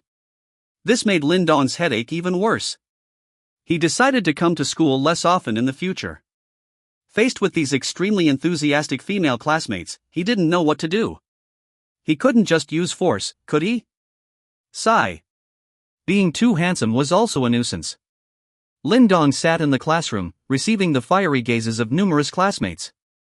To be honest, he disliked this sensation. It was too conspicuous. He preferred to quietly amass wealth. When the time came for exposure, it must be a silent arrival followed by a resounding impact. That's more in line with his character. At present, he felt it wasn't the right time. He could only astonish the school, not the world. He had prematurely revealed himself, so he needed to find a way to decrease his visibility. At that moment, Lin Dong's phone rang. Glancing at the teacher passionately lecturing at the podium, Lin Dong noticed the teacher seemed oblivious, continuing to lecture as before. If this were in the past, he would have likely intimidated the miscreants with his intimidating prowess. Lin Dong took out his phone and checked it. It was a call from Lu Chen. He stood up and walked out of the classroom under the scrutiny of everyone, making his way to the back door. Arriving at the staircase landing, Lin Dong answered the call. Instead of Lu Chen's voice, he heard the voice of the patriarch of the Lu family, Lu Rue. "Lin, are you available now? The person in charge of the assessment has arrived." Lin Dong's heart skipped a beat. The assessor? From the Special Operations Unit? Or the Falcon? This was his first encounter with the nation's law enforcement. He wondered about their strength. Were they comparable to Xiao Yuanshan? He hoped they wouldn't disappoint him, since elevating both his physique and mental strength to their limits, Lin Dong hadn't encountered anyone who posed a threat to him. The most formidable were Xiao Yuanshan and the old man beside Qin Zhang. But Lin Dong believed that if he exerted his full strength, he could probably handle both of them together. Although he lacked a specific understanding of his own strength, with his formidable mental strength, he could undoubtedly sense anyone who posed a threat to him. There surely were people stronger than him, but he hadn't encountered them yet, so he didn't know the gap between them. He was eager to meet the members of the Special Operations Unit and the Falcon mentioned by Lu Rue. If they were stronger than him, at least he could recognize the gap and figure out how to bridge it. They weren't enemies, so he wouldn't be in danger. If he encountered stronger enemies in the future and only realized the gap later, it would be too late. Mr. Lu, I'll be there shortly. Lin Dong replied. All right, please hurry. Don't keep them waiting too long. The person who came this time is somewhat unexpected, Lu Rue said hesitantly. Unexpected? Lin Dong asked in confusion. You'll know when you arrive. Lu Rue didn't want to say more on the phone. Okay, I'll set off now. Although Lin Dong was puzzled by Lu Rue's words, he didn't press further. He would find out once he arrived. After hanging up, Lin Dong didn't return to the classroom. Instead, he went downstairs and got into his Bugatti Chiron, stepping on the accelerator and driving out of the school. The deafening roar of the engine echoed through almost half of the campus. Unnoticed by Lin Dong, not far from him, a figure on top of a teaching building stared blankly at the place where he had left, lost in thought. Suddenly, a hand landed on the shoulder of this figure. Shan Shan. Since you've made your choice, don't look back. A person as dazzling as him is destined not to belong to you, Zhu Yan walked up to Jiang Shanshan and said. At this moment, Zhu Yan also felt deeply moved. She had witnessed the love between Lin Dong and Jiang Shanshan. The few years they had spent together, through thick and thin, though poor, were filled with joy and warmth. She hadn't even suspected that Lin Dong was a hidden super-rich second generation. She thought she had a keen eye for such things, but she had completely missed it. But for a super-rich second generation like Lin Dong, why would he work part-time every vacation and on weekends? And for several years. Who would believe it? Not to mention she couldn't see through it, probably no one in the school, teachers or students, could. The thoughts of these second-generation rich were truly unfathomable. Clearly, their backgrounds were daunting, yet they insisted on keeping a low profile. Clearly, they had been together with their loved ones for years, yet they still refused to reveal their identities. Testing their love, she even suspected that Lin Dong might be a bit twisted, revealing his identity swiftly after his girlfriend changed her mind, causing her to regret it, seeking pleasure in this manner. But in her eyes, Lin Dong had truly loved Jiang Shanshan to the core before. This couldn't be faked. Otherwise, who would deliver supper to the dormitory downstairs in the middle of the night, even in heavy rain? It's a shame Jiang Shanshan couldn't withstand the test.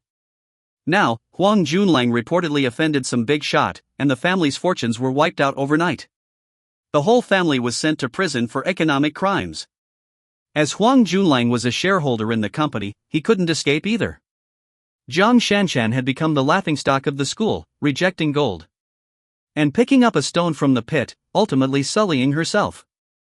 And Jiang Shanshan had been silent for the past few days, leaving Zhu Yan worried she might do something foolish, but she didn't know how to comfort her. This kind of thing would be hard for anyone to accept. Now, she can only stick to Jiang Shanshan's side all the time, preventing her from doing anything foolish. Jiang Shanshan still gazed into the distance with vacant eyes, showing no reaction to her friend Zhu Yan's words. The Lu family. Lu Rui was currently entertaining a middle-aged man with a scruffy face. Lu, let me see the information about the assessor. Chai Zhou said to Lu Rui. Respect was still due to the retired old man from the Special Operations Unit, despite being a member of Group B and somewhat inferior in strength and rank. Mr. Chai, please wait a moment. I'll go get it. Chen, keep Mr. Chai company. Yes, Grandpa. Lu Chen replied. He watched curiously as the unkempt middle-aged man in front of him spoke with such respect to someone younger. This man's identity seemed quite extraordinary. Mr. Chai, may I offer you something to eat or drink? I'll prepare it. Lu Chen said. Just bring me something to eat and drink, nothing fancy. I'm not picky. Chai Zhou said. Yes, Mr. Chai. Soon, Lu Rui brought Lin Dong's information. Chai Zhou took it and examined it carefully. Lu Chen went to instruct the servants to prepare food. Lu Rui looked at Chai Zhou, not expecting that what started as a recommendation for Lin Dong to join Group B as an extracurricular member would lead to him becoming a formal member of Group A. This was Group A. It was a place he had once dreamt of entering. Every member there was insanely powerful. Just one of them could easily wipe out a small team from Group B. These people were the true assets of the nation. If Lin Dong could handle this opportunity well, his future achievements would be limitless. Naturally, the Lu family, closely connected to him, would also rise. Looking at Lin Dong's information, Chai Zhou was also somewhat astonished, eager to meet this young man and see if he lived up to the description in the dossier. Lin Dong drove to the Lu residence and entered the living room directly. Upon entering, Lin Dong noticed a middle-aged man with a scruffy beard sitting on the sofa. Lu Rui and Lu Chen, the grandfather and grandson, were enthusiastically chatting with him. However, the man seemed uninterested and only responded sporadically. Lu Rui and Lu Chen, unfazed by the man's indifference, continued to speak warmly. Lin Dong's arrival immediately caught the attention of the three. Lin, my friend. Lin, my brother. Lu Rui and Lu Chen greeted together. Without speaking, Lin Dong gazed at the middle-aged man. Chai Zhou also looked at Lin Dong. Lin Dong's mental strength could sense the pressure emanating from Chai Zhou. Very strong. Much stronger than anyone he had encountered before. Are you Lin Dong? Chai Zhou spoke first. Yes. I am Chai Zhou, a member of the National Special Operations Group A team. Your assessment will be conducted by me. I hope you do not disappoint me, Chai Zhou said expressionlessly. The A team? Lin Dong asked in confusion. At this moment, Lu Rui interjected, "Lin, my friend, I recommended you to the leader of our B team. However, our leader felt that it would be a waste for you to join the B team, so he recommended you to the A team. This Mr. Chai is the leader of the A team and has come to assess you. As long as you pass the assessment, you will become a member of the A team's reserve." "Oh? What are the differences between the A and B teams?" Lin Dong inquired. "There are differences, but I will inform you once you pass the assessment. If you fail, there's no need for you to know," Lu Rui replied. "Then, what does the assessment entail? What do I need to do?" Lin Dong asked. "Mr. Lu, please provide me with a spacious area," Chai-Jo said to Lu Rui. "Both of you, please follow me," Lu Rui said, leading the way. Chai-Jo followed behind Lu Rui, and Lin Dong hurriedly followed suit, with Lu Chen bringing up the rear. Under Lu Rui's guidance, they arrived at the backyard of the estate, an expansive area with a helicopter parked in the middle. "How is this place, Mr. Chai?" Lu Rui asked. "It's suitable," Chai-Jo said, proceeding to a vacant spot. Then he turned to Lin Dong and said, "The assessment is simple. Exert your full strength to attack me and prove that you have the capability to join the ranks of the A-team reserves." Lin Dong took a few steps forward, facing Chai-Jo, with about 20 to 30 meters between them. "Whenever you're ready, you can attack me," Chai-Jo said casually, seemingly not regarding Lin Dong highly. In his eyes, Lin Dong was simply not worth taking seriously. Despite reaching the peak of the Tiger list at the age of 21, what significance did it hold? Over the years, he had encountered numerous peak experts, each more experienced than Lin Dong. Among them was a heinous individual whose methods astonished him, yet was ultimately killed by his own hands. In the face of absolute strength, any means were futile. Lin Dong remained silent, staring fixedly at Chai-Jo, his body gradually tensing up, muscles contracting throughout. Lin Dong pushed his physical strength to the limit, his mental strength taut. Boom! The momentum suddenly burst forth, creating a surge of energy spreading outwards. Lu Rui and Lu Chen quickly retreated over 10 meters. Watching Lin Dong unleash his momentum, both of them were amazed. Such formidable momentum! Although Lu Rui already thought highly of Lin Dong, his full eruption still made him feel narrow-minded. As for Lu Chen, whose strength couldn't even match a second-rate expert, facing the pressure released by such a high-level expert made even breathing difficult for him. Lin Dong was preparing to unleash his strength. He needed to adjust himself to the optimal state before making a move. The pressure Chai-Jo exerted on him was immense indeed. Only someone like Lin Dong, whose mental strength reached its peak, could sense the opponent's strength. Generally, even though experts could sense each other's presence, it wasn't as intense as Lin Dong's, thanks to the benefits of his mental strength being in its peak state. Thus, in high-level duels, Lin Dong already had the advantage. He could sense the opponent's approximate strength, while the opponent's perception of him was vague. Even when deliberately concealing his strength, it was difficult for the opponent to perceive his true power unless they were significantly stronger than him. With his state adjusted to its optimum, Lin Dong was ready to strike in an instant, his feet slightly bent, and then the force from his legs erupted instantly. In a flash, a dark shadow flashed by, and Lin Dong had disappeared from his original position. The ground cracked where he had stood moments before. In the blink of an eye, Lin Dong had crossed over 20 meters and appeared in front of Chai-Jo, swinging his most powerful punch yet, aimed at Chai-Jo's body. Bang! A wave of energy, several times stronger than when Lin Dong unleashed his momentum, spread out from around Lin Dong and Chai-Jo. Even though Lu Rui and Lu Chen had retreated far enough, they could still feel the destructive force contained within the energy wave. If they were nearby, they would probably have been flung away 10 meters. This was the confrontation between experts. Even the aftermath alone could make ordinary people feel suffocated. Meanwhile, Lin Dong's heart surged with immense waves. The fact that Chai-Jo caught his punch with just one hand was simply unacceptable all along. Although Lin Dong didn't have a clear understanding of his own strength, he could still inflict injuries upon figures like Xiao Pujuan with just 50% of his strength. This made him somewhat inflated recently, thinking that even if someone surpassed him, it wouldn't be by much. If he couldn't win, escaping wouldn't be an issue. However, what just happened taught him a vivid lesson. Perhaps in the eyes of some, he was no different from how Xiao Pujuan was to him, or even worse. If they wanted to take him down, it would probably be effortless, and he wouldn't even have a chance to escape. This brought forth a strong sense of urgency in him. He must quickly acquire more divine might points. This was his only path to becoming stronger. As Lin Dong's heart churned with immense waves, Chai Zhou's mind wasn't as calm as it appeared on the surface. Who was he? A member of the National Special Operations Group A team. A renowned Dragon List expert, actually pushed back by a Tiger List peak expert's punch indeed. Although he caught Lin Dong's fist, he still had to take a step back to dissipate Lin Dong's force.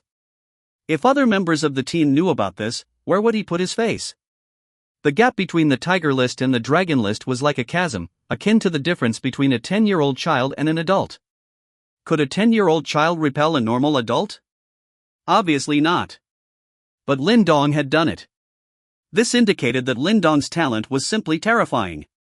Without using any techniques or skills, solely relying on physical strength, he made Chai Zhou take a step back. If he also utilized some powerful techniques and skills, wouldn't he be able to contend with him for several rounds? Unbelievable.